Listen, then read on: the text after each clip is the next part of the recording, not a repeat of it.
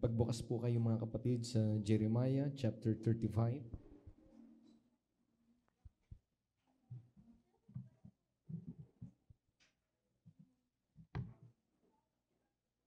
Jeremiah chapter 35. Bago po tayo bumasa, i-remind ko lang yung mga young people mamaya after the service, yung inyo pong theology class. Kasi napapansin ko sa simula lang active yung iba hindi nakaka-attend. Sayang yung mga lesson na mamimiss po ninyo. Okay. So ito ay binibigay natin ng libre, sa iba binabayaran po ito. Okay. So nire-remind ko lang sa mga young people. Okay. Jeremiah chapter 35.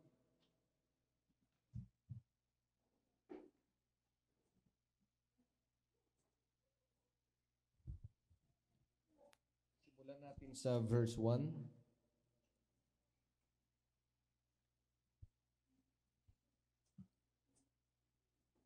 Jeremiah 35 verse 1, ang salita na dumating kay Jeremias na mula sa Panginoon sa mga kaarawan ni Joyasin, na anak ni Josiah, na hari sa Juda, na nagsasabi, pumaroon ka sa bahay ng mga Rekabita at magsalita ka sa kanila at iyong dalhin sila sa bahay ng Panginoon sa isa sa mga silid at bigyan mo sila ng alak na mainom. Nang magkagayoy, kinuha ko si Jazanias na anak ni Jeremias, na anak ni Habasinias, at ang kaniyang mga kapatid, at ang lahat niyang anak, at ang buong sangbahayan ng mga Rekabita. At dinala ko sila sa bahay ng Panginoon, sa silid ng mga anak ni Hanan, na anak ni Igdalias, na lalaki ng Diyos. Sino ba itong mga pangalan na ito? Hindi naman natin kilala yung mga yan. Ang hirap big kasi ng mga pangalan nila. Nasa siping ng silid ng mga prinsipe, na nasa itaas ng silid ni Maasiyas, na anak ni Salum, na tagatanod ng pintuan. At aking inilagay sa harap ng mga anak ng sangbahayan ng mga Rekabita ang mga mangkok na puno ng alak at ang mga saro, at aking sinabi sa kanila, magsiinom kayo ng alak. Ngunit kanilang sinabi, kami ay hindi magsisiinom ng alak sapagkat si Jonadab na anak ni Rekab na aking magulang ay nag-utos sa amin na nagsasabi, huwag kayong magsisiinom ng alak, maging kayo ang inyong mga anak man magpakailanman. Ni huwag kayong mga tatayo ng bahay o mga gahasik ng binhi o mga tatanim sa ubasan o mga tatangkilik ng anuman, kundi ang lahat ninyong mga kaarawan ay inyong itatahan sa mga tolda upang kayo ay mga buhay na malaon sa lupa na inyong pangingibahang bayan. At aming tinanim at tinalima ang tinig ni Jonadab na anak ni Rekab na aming magulang sa lahat ng kaniyang ibinilin sa amin na huwag magsiinom ng alak sa lahat ng mga araw namin, kami, ang aming mga asawa, ang aming mga anak na lalaki o babae man.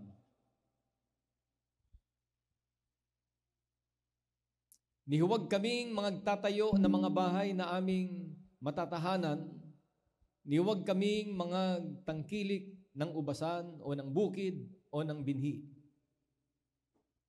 Kundi kami ay nagsitahan sa mga tolda at kami ay nagsitalima at nagsigawa ng ayon sa lahat na iniutos sa amin ni Jonadab na aming magulang. Tumalon tayo sa verse 17 hanggang 19. Kaya't ganito ang sabi ng Panginoon, ng Diyos ng mga hukbo, ng Diyos ng Israel, narito aking dadalhin sa Huda at sa lahat na nananaan sa Jerusalem ang buong kasamaan ng aking sinalita laban sa kanila. sapagkat ako'y nagsalita sa kanila, ngunit hindi sila nangakinig. At ako'y tumawag sa kanila, ngunit hindi sila nagsisagot. At sinabi ni Jeremias sa sangbahayan ng mga Rekabita, ganito ang sabi ng Panginoon ng mga hukbo ng Diyos ng Israel, sapagkat inyong tinalima ang utos ni Jonadab na inyong magulang at inyong iningatan ang lahat niyang palatuntunan at inyong ginawa ang ayon sa lahat ng kaniyang iniutos sa inyo. Kaya't ganito ang sabi ng Panginoon ng mga hukbo ng Diyos ng Israel, si Jonadab na anak ni Rekab ay hindi kukulangin ng lalaki na tatayo sa harap ko magpakailanman. Okay. Manalangin muna tayo mga kapatid. Let us pray. Salamat Panginoon sa iyong mga salita. Pagpalain mo ito, Panginoon, mangusap ka sa bawat isa sa amin. Pagpalain mo rin po ang bawat isa sa kani-kaniyang mga pangailangan, mga prayer request na hindi man po napaabot sa pulpitong ito, pero nababatid mo ang kalagayan, pangailangan ng iyong mga anak. Panginoon, pagpalain mo kami sa araw pong ito, sa mga espiritual na pagpapala, gayon din sa mga physical at material na blessings na kailangan ng bawat isa po sa amin. Lord, marami pong salamat. Ito'y aming pinapagpasalamat sa iyo. Kinikilala ka sa lahat ng iyong mga gawa. In Jesus' name we pray. Amen. Mangka po na kayo mga kapatid.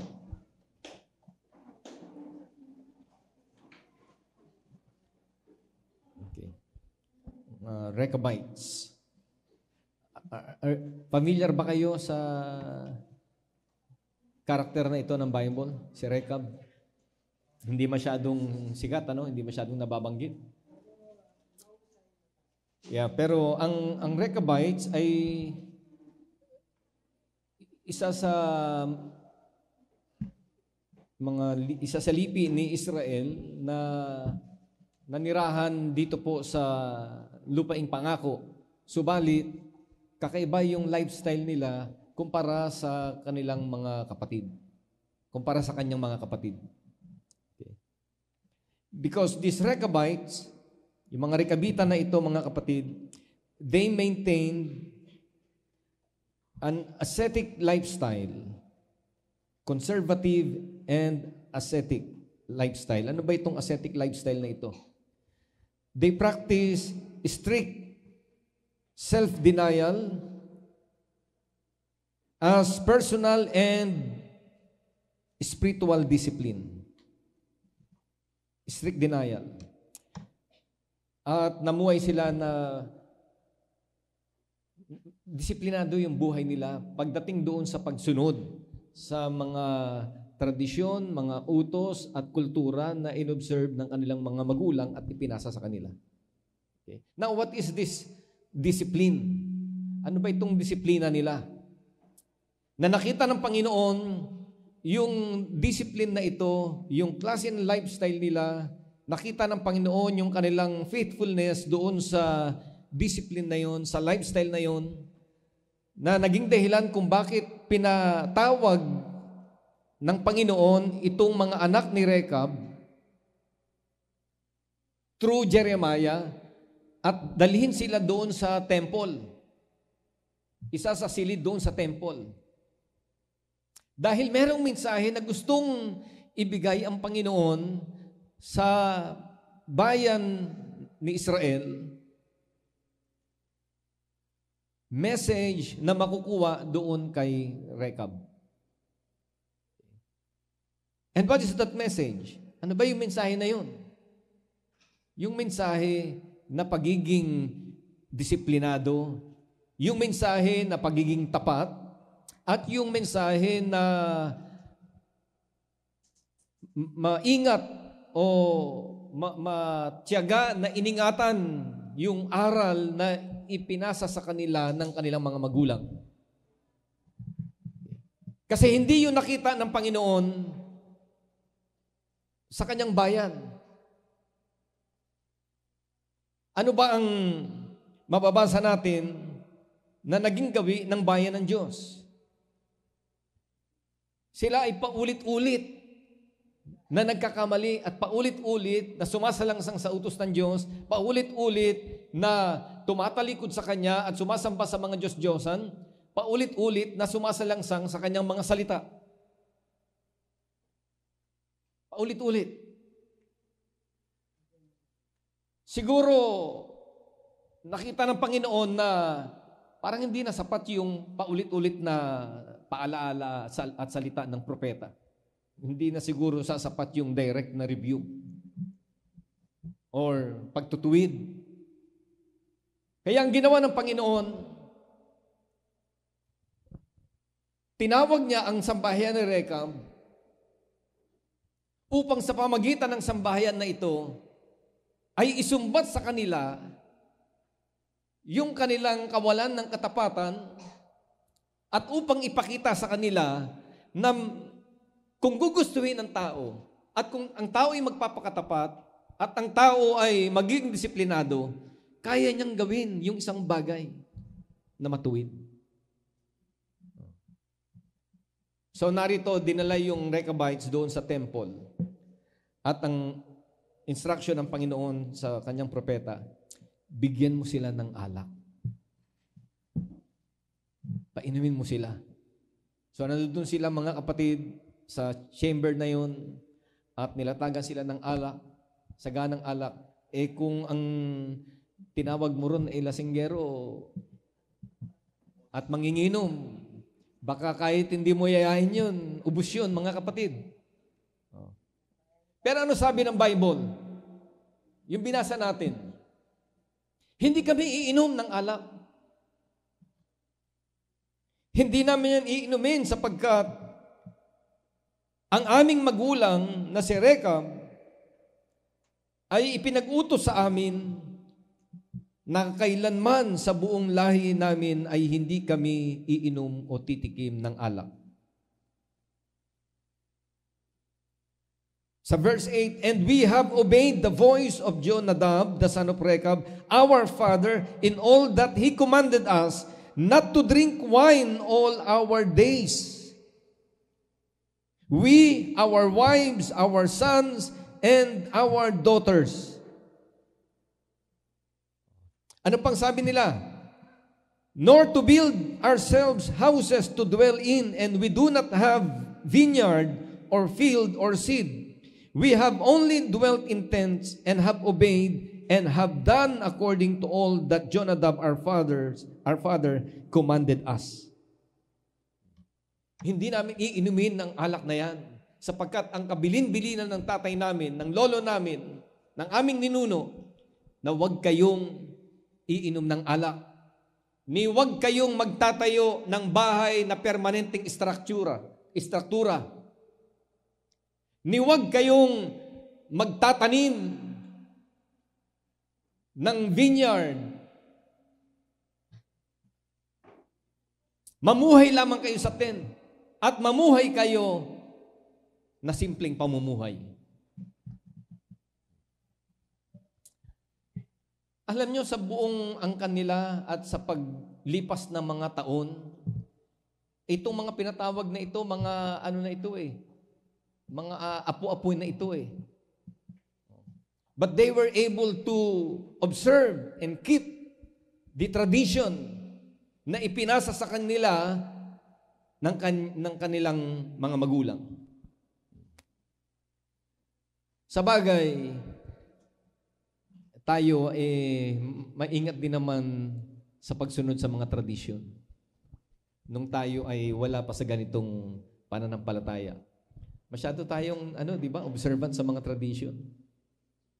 Sarado-kandado nga At talagang kahit walang kalendaryo, kabisado natin yung mga tradisyon na yan hindi tayo napipigilan Pangalanan mo, magmula January hanggang December, kung ano yung mga tradisyon na yan. At yan ay ino-observe natin religiously, faithfully. We observe those traditions, observance. Walang patid. Then, ipinasa rin natin ito sa ating mga anak. Tinuro natin at early age, tinuturo natin yung mga tradisyon na yan. At kung bakit nakarating sa atin yung mga tradisyon na yan, sa panahon natin, dahil yan ay naipasa, inobserve, ipinagpatuloy. Sa isang punto, hindi naman masama yung tradition. Hindi naman masama yun eh. If the tradition is right, kung ang tradition ay hindi naman sumasalungat sa salita ng ating Panginoon, may mga good tradition. Okay? At ito yung tinutukoy natin, yung mga magagandang tradition. Yung good tradition na kinakailangan ingatan at ipasa sa ating mga anak. Ang problema ay, ipinapasa natin yung tradisyon na walang matibay na saligan sa salita ng Diyos. Okay? At minsan, ipinapasa natin yung tradition na ino-observe ng mga younger generation na hindi nila alam kung anong significance ng tradition na yun. Hindi nila kayang explain para saan yun, para ano ba yun. Basta sila, ginagawa lang nila, pero pag tinanong mo para saan, hindi nila alam. Pero ang mga Rechabites, alam nila why they observe that tradition. Alam nila, mga kapatid. At ano yung dahilan? Ba't nila in-observe yung tradition na yun? Not because wine is bad sa panahon nila. Hindi dahil yung wine ay bawal. Hindi yun ang point. May reason bakit hindi sila pinaiinom ng alak. Ano yung dahilan? Ano yung dahilan? Kasi once nakainom ka ng alak, ano ang tendency?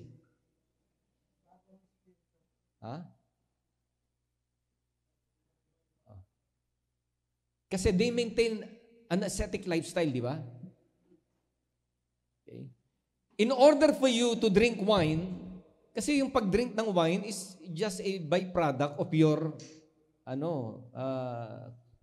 kung ano yung trade mo. And in order for you to drink wine, you need to plant a vineyard. Di ba? Magtatanim ka. At para makapagtanim ka, at ma-harvest mo yung fruit of your labor, you need to stay sa isang lugar. You need to settle sa isang lugar. Kasi long-term crop yan eh. Nakakuha niyo yung idea?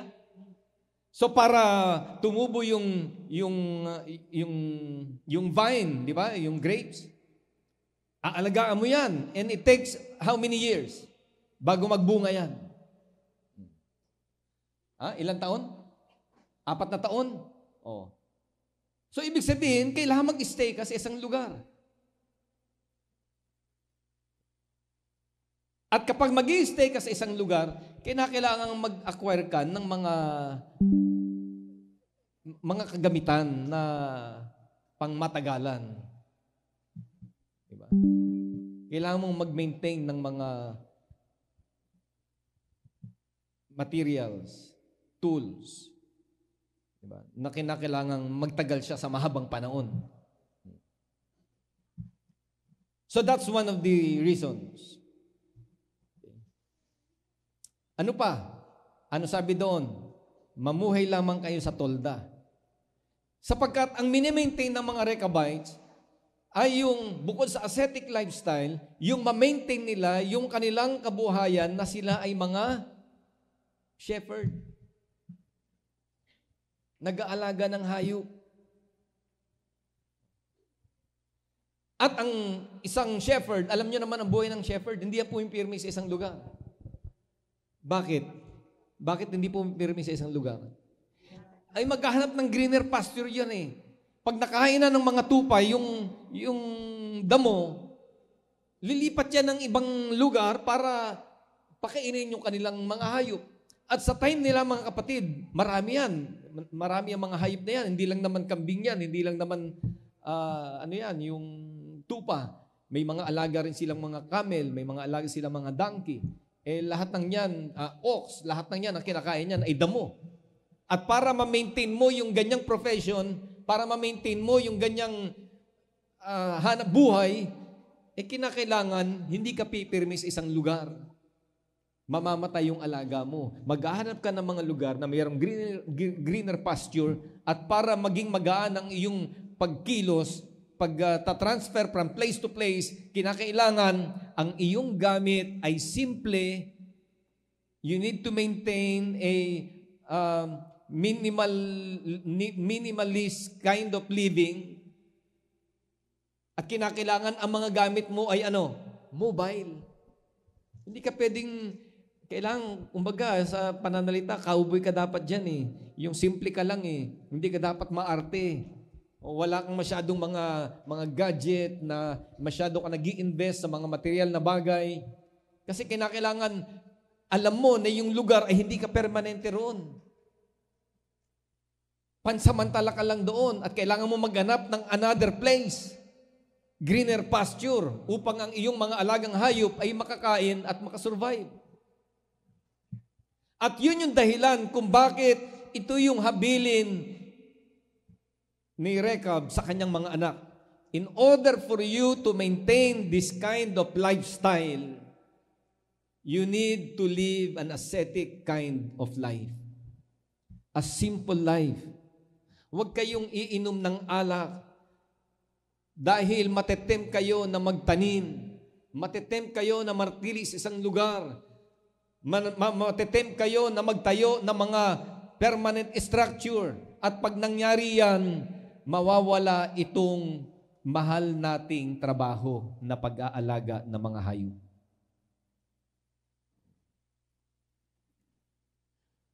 Well, that's their choice. That's their decision. Pagpapasya nila yun eh. Hindi naman masama yun eh. Kasi nasa tao kung ano yung trabahong mahal mo, di ba? It's your choice. Pero ano sa tingin ninyo ang maaring puna ng kanilang mga kalahi, mga kapatid? Siguro yung iba sinasabing, itong mga ito, nasa promised land na. Itong mga ito, binigyan na tayo ng lupain, ganyan pa rin yung buhay nila. Siguro yung iba sinasabi, kami maganda na kalagayan namin, may bahay na kami, maganda na yung aming posisyon dito, nag-i-enjoy kami sa lupain, kayo parang estranghero pa rin, kung saan-saan kayo napapadpad, wala kayong permanent address. Ang hirap ng lifestyle na inyong mini-maintain, ang hirap ng buhay na yan, wala kang sariling lugar na tinitigilan. Lagi kayo naka-expose sa danger. Sa gabi ay malamig, sa araw naman ay mainit, ina-expose nyo ang inyong sarili sa panganib sa mga tulisan. So maaring hindi man nakasulat, siguro may mga sinasabi or kapintasan na binabanggit yung kanilang mga kapatid sa kanila. Pero iningatan nila yung uri ng buhay na yun, mga kapatid. Iningatan nila yung lifestyle na yun. Kaya nang makita ng Panginoon ang kanilang katapatan at ang kanilang pananatili doon sa tradition na ipinasa ng kanilang mga magulang, pinakaon sila ng ating Panginoon upang sa gayon ay ipakita ng Panginoon sa bayan ng Israel yung isang magandang katangian na nakita doon kay Rechab. At ano sabi ng Panginoon? Ano sabi ng Panginoon sa verse 17? Therefore thus says the Lord, the God of hosts, the God of Israel, behold, I am bringing on Judah and on all the inhabitants of Jerusalem all the disaster that I have pronounced against them. Because I spoke to them, but they did not listen. And I have called, but they did not answer. Yung buong angkan ni Israel, nagsalita ang Panginoon, hindi nakinig. Nagsalita ang Panginoon, hindi sila nagbigay ng atensyon. Winalang bahala nila ang salita ng ating Panginoong Diyos. Paulit-ulit. Nagpadala siya ng mga propeta, nagpadala siya ng mga mensahero, pero hindi sila nakinig. They did not listen. At ano naging result sa kanila? The result ay judgment. Kaparusahan. Sila, mga kapatid, ay napalayas doon sa kanilang lupain. Sila ay naging bihag sa kamay ng kanilang mga kaaway because of their disobedience, yung hindi nila pagsunod sa Panginoon. At anong sumbat sa kanila ng Panginoon? Mabuti pa si Rekab. Mabuti pa yung kanyang mga angkan na pinagbilinan ng kanilang mga anak at tapat na sumunod at nakinig at inobserve ang utos ng kanilang mga magulang. Pero ang bayan na ito ay mga masuwayin. Nasa kabila na sila ay paulit-ulit na pinagbikaan, paulit-ulit na binilinan, paulit-ulit na tinuruan ng Panginoon. Sila ay patuloy na tumatalikod at lumalayo sa kanyang kalooban. Pero masdan ninyo ang sambahayan ni Rekab. Faithful. They observe the commandments of their father. Masdan ninyo ang sambahayan ni Rekab. Ang temptation ay nasa harapan nila. Ang offer ay nasa harapan nila. But they refuse the offer. Why? Because sila ay faithful doon sa utos ng kanilang magulang. At yan po ang hinahanap ng Diyos sa bawat isa sa ating mga kapatid. God requires faithfulness, katapatan. God requires obedience. Yun ang hinahanap ng Diyos sa atin. Hinahanap ng Diyos sa atin, mga kapatid, na sa kabila ng mga temptation, sa kabila ng mga offer, ay maging matibay tayo sa utos ng ating Panginoon. And the world, ang mundong ito ay punong-puno ng mga bagay na ino-offer sa ating harapan to distract us or maybe to test us kung totoo tayo nasusunod sa Panginoon, kung totoo na tayo ay magpapatuloy sa Kanyang mga salita. At may malaking hamon po sa panahon natin sa bawat isa sa atin. Dahil ang panahon po natin, mga kapatid, ang religious sector o ang religious society na isang bahagi at maliit na portion lamang ng lipunan, ay anong nangyayari sa atin? Tayo ay nag-overlap sa iba't ibang pillar pa ng society. At dahil may mga overlapping na yan ng culture, may overlapping ng mga belief system, may overlapping ng magkakaibang mga ethics, magkakaibang standard, ang tendency ay ano? Magkaroon ng enculturation, maapektuhan tayo, at yung kultura ng mundo ay naa-adapt natin instead na ang kultura natin ang siyang mai-introduce natin sa mundo. Yan ang hamon sa panahon po natin. Magkakalakip-lakip na. Magkakahalo-halo na. Kaya ngayon, hindi mo na maintindihan kung sino yung sa crowd, nagsama-sama. Hindi mo na maturo kung sino yung Kristiyano eh. Kung sino yung mananampalataya sa hindi mananampalataya. Pagsalitain mo yan, magkapareho din, magkatunog din eh. Pagbihisi mo ng damit, pareho lang din. Dalin mo sa mga religious gathering, tingnan mo yung ambience, tingnan mo yung setting, parang hawig na rin yata. Kasi yung stage, ang daming kulay. May dilaw, may pula, may green, may blue. Tapos, di ba sa mga bar, meron din namang ganitong musical instrument Di ba? Sa comedy bar, di ba, meron din ganito. May pulpito rin.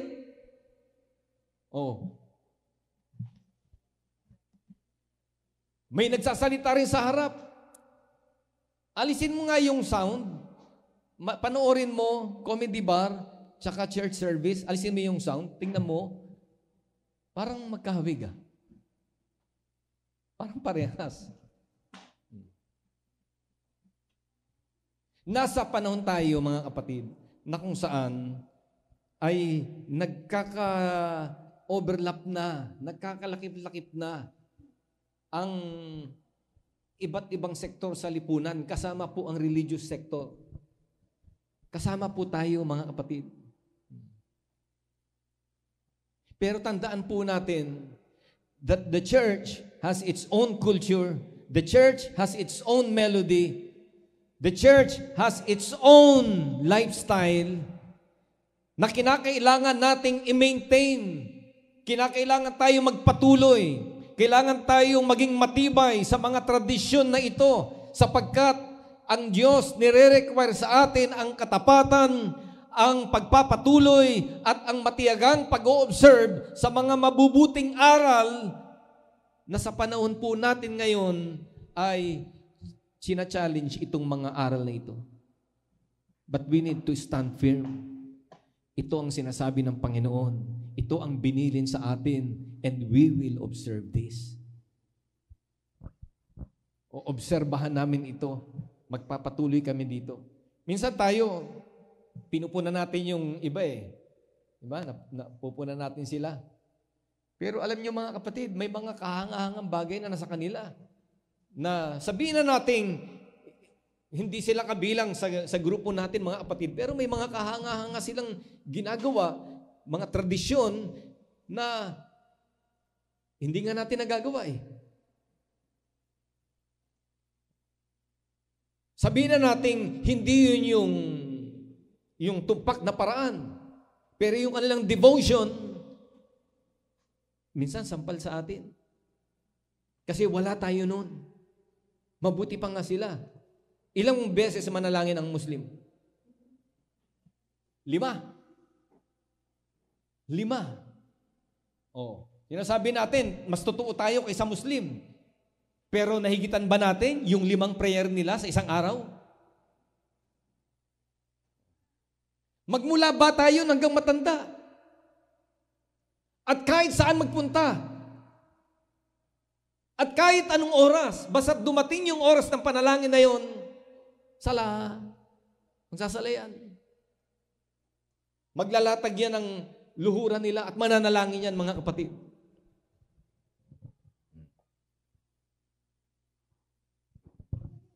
Di ba? Yung pag-o-observe, yun yung point doon ng Panginoon eh. Minsan, may mga komentaryo sa ibang grupo like, the kingdom of Jesus Christ, the name above every name. Di ba? Nasundan niyo yung balita itong mga nakang linggo? Marami tayong puna, di ba? Marami tayong comment. Pero sino sa inyo magpapakamatay sa pastor nyo? Kagaya nila. Ha? Sino sa inyo ang sasalubong sa tangke de gera at sasalubong sa mga arresting officer para ipagtanggol lang yung pastor? Baka barangay lang, pag may pumunta rito, magpulasan kayo. Pastor, bahala ka na dyan.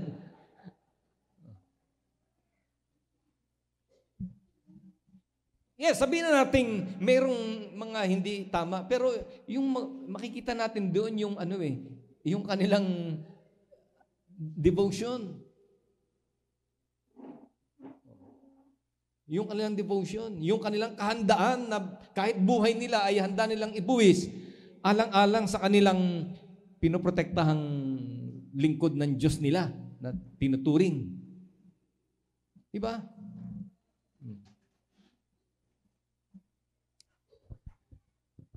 Minsan, yung ibang denomination napipintasan natin o napupulaan natin. Pero hindi ba tayo na-inspired sa kanilang discipline, the way they conduct their service? Masyado silang disiplinado eh. Siguro alam niyo yung tinutukoy ko. Kilala sila pagdating sa discipline sa pagtitipon.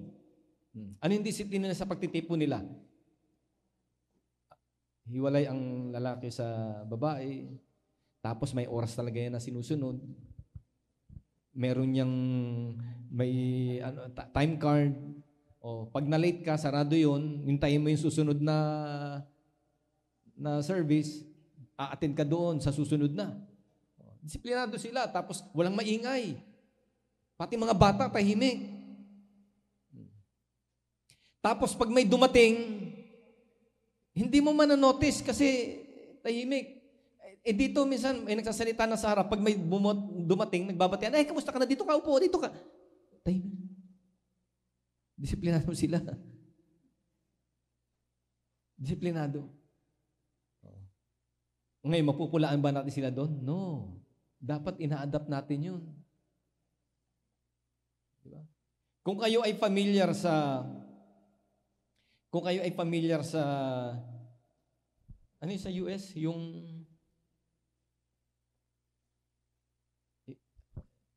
may ascetic lifestyle din sila, yung mga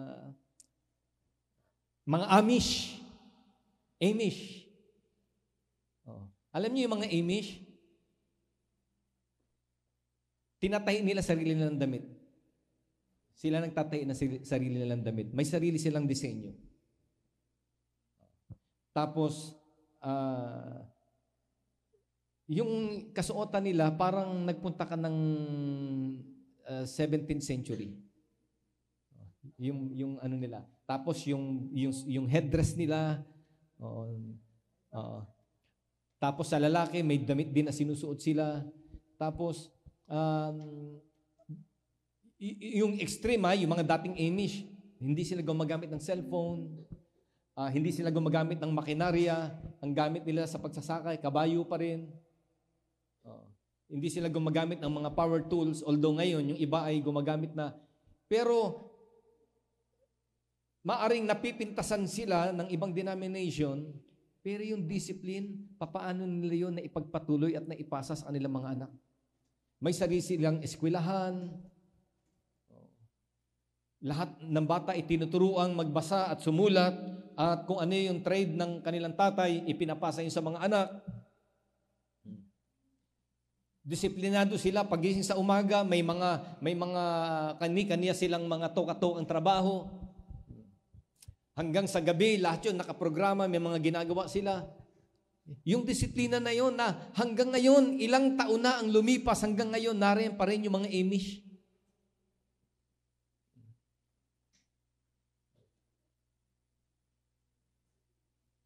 So anong point ng message ngayong umaga?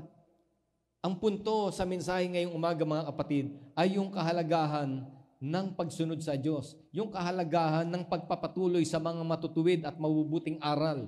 Yung kahalagahan ng pagpapatuloy sa tradisyon. Yung mga timeless principles na mga tradisyon na kinakailangan pagpatuloy. Yung pagiging matibay sa mga temptation at sa kung anuman yung mga offer ng mundo. Yung pananatili nating naka-angkor doon sa mga aral na ipinasa sa atin. At yung pagsasabi natin, no. Yung maging firm tayo to say no. Because this is against the Word of God.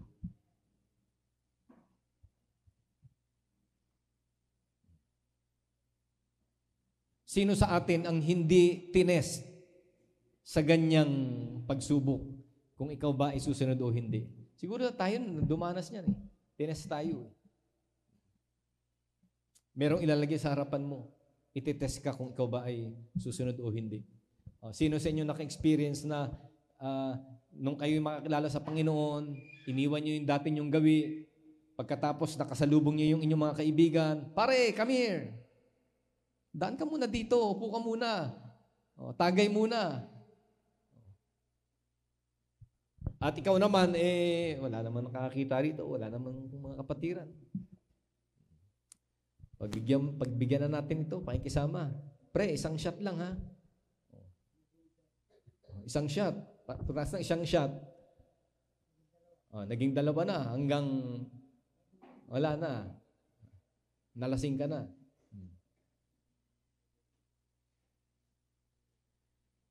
May ganung mga sitwasyon sa buhay po natin. At isa sa test ay yung daling ka sa isang lugar. Daling ka sa isang sitwasyon. na mag-isa ka doon. Walang ibang nakakita sa'yo. You're on your own. Halimbawa, ikaw ay napunta ng ibang bansa, nag-abroad ka, o kaya ikaw ay seaman, ikaw lang nag-iisang mananampalataya doon sa barko. Di ba, Brother Jerry? Kayo mga nasiman. Pag nadudong ka sa barko, swerte nyo kung may makasama kayo doon na mananampalataya din. Meron ba? Tuwing sakay nyo, meron kayong may meet na believer? Oh. Pero alin ang mas marami? Unbeliever.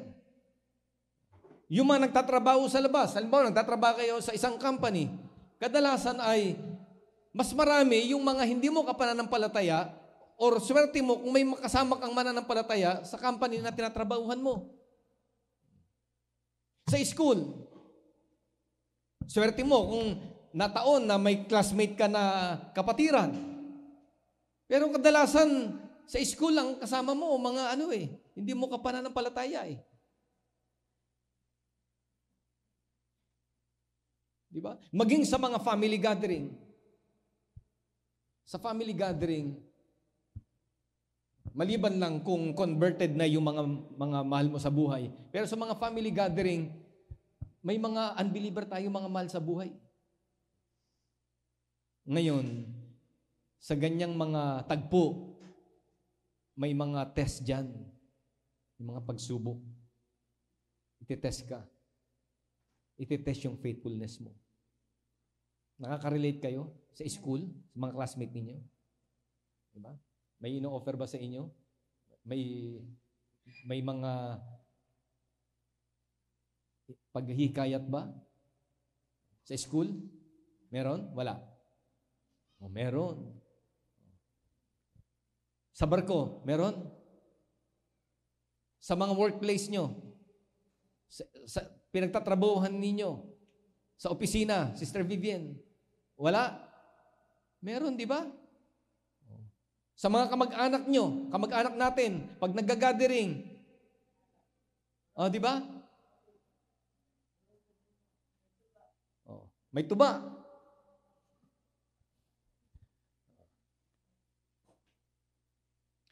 Yung mga reunion, uso reunion ngayon eh. Mga classmate mo ng high school, classmate mo ng college, magkikita-kita kayo. At itetest ka. What is your stand? Ano ang panindigan mo? Anong position mo? Magpapatuloy ka ba doon sa aral na itinuro sa iyo? Magpapatuloy ka ba sa salita ng Diyos na ibinilin sa iyo? Magiging matibay ka ba? Meron ka bang kakayanan na sabihin, I'm sorry. No. Thank you. Hindi na ako gumagamit yan. Hindi na ako tumitikim yan. Hindi na ako gumagawa niyan. Meron ba tayong kakayanan to say no? Ngayon, diyan papasok yung kahalagahan why we need the Holy Spirit. The Holy Spirit will empower you, will give you power to be a witness. At yung power na yan ay kakayanan na hindi nanggagaling sa iyo, kundi kakayanan na tutulungan ka ng Espiritu Santo na manindigan at kumapit doon sa aral ng Diyos. Because the Holy Spirit will lead you into all truth. Ang kinakailangan lang, mag-yield tayo doon, mga kapatid. Ang problema sa atin ngayon, may mga test na nga na ganyan, may mga pagsubok na nga, pagkatapos, wala pa tayong kapuspusan ng Espiritu Santo. Wala na, talo na tayo. Sa panahon po natin ngayon.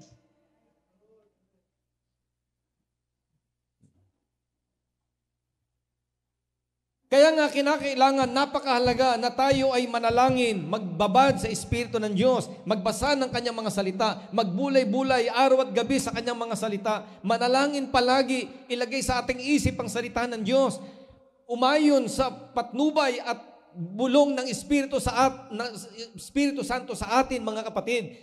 Kasi pag dumating yung mga moment na yan, na tayo ay susubukin, wala tayong kakayanan na manindigan sa aral na tinanggap natin. We need the Spirit of the Lord. We need the word of the Lord. Thy word have I hid in my heart that I may not sin against thee. Nilagay ko sa aking puso. Lagay natin sa ating isip. Manindigan tayo. Contend for the faith. Ipaglaban natin ang ating pananampalataya. Mga tuwiran tayo, mga kapatid. Dahil namumuhay tayo sa mga huling panahon na kung saan the Lord is requiring us to be faithful, to persevere sa ating paniniwala at pananampalataya. Hinahanap ng Panginoon, mga kapatid, yung ating katatagan sa paglilingkod sa Kanya at pagtangan sa Kanyang mga salita. In the last days. In the last days. Sabi ng Panginoon sa Kanyang pagbabalik, makasumpong pa kaya siya ng pananampalataya sa Kanyang pagbabalik? Makakasumpong pa kaya siya ng mga mananampalataya na madidistinguish mo talaga na ito'y sa Kanya? Madidistinguish niya pa kaya kung sino yung Kanya? Makakasumpong pa kaya siya ng mananampalataya na matibay, na yung image ay na-preserve, na yung kanyang kaisipan ay naka-anchor, naka-ayon sa isip ng Panginoon Diyos? Makakita pa kaya siya ng mananampalataya na namumuhay sa katuwiran at kabanalan ng kanyang mga salita? Mga kapatid, the message of the Lord today is for us to be faithful, for us to continue to observe the words of the Lord, the laws, the commandments of the Lord. Dahil sa huling araw, lahat tayo harap sa Kanya at magbibigay sulit sa Panginoon sa lahat ng ating mga ginawa ayon sa nasusulat sa Kanyang aklat. Tayong lahat ay tumayo, mga kapatid.